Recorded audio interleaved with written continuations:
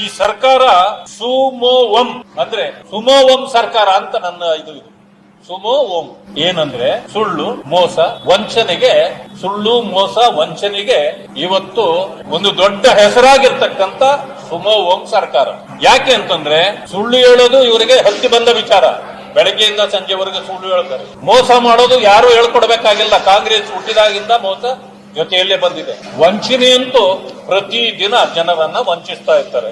ಯಾಕೆ ಈ ಮಾತನ್ನು ಹೇಳಿದೆ ಅಂದ್ರೆ ಕೇಂದ್ರ ಸರ್ಕಾರ ಯಾವ ಆದೇಶವನ್ನೂ ಕೊಟ್ಟಿಲ್ಲ.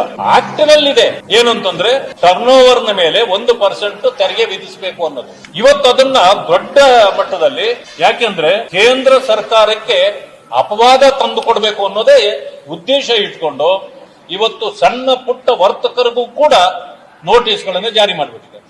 ಆ ನೋಟಿಸ್ ಯಾವ ರೀತಿ ಕೊಟ್ಟಿದೆ ಅಂತಂದ್ರೆ ಮೊದಲು ನೀವು ಹೇಳಬೇಕಾಗಿತ್ತು, you have to educate the business people.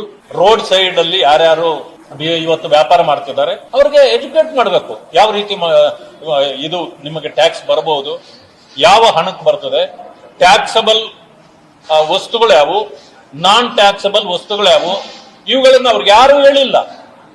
ಇವತ್ತು ಟೀ ಕಾಫಿ ಮಾರೋರಿಗೂ ಕೂಡ ಟ್ಯಾಕ್ಸ್ ಕಟ್ಟಬೇಕು ನೀವು ಅಂತೇಳಿ ನೋಟಿಸ್ಗಳು ಕೊಟ್ಟುಬಿಟ್ಟಿದೆ.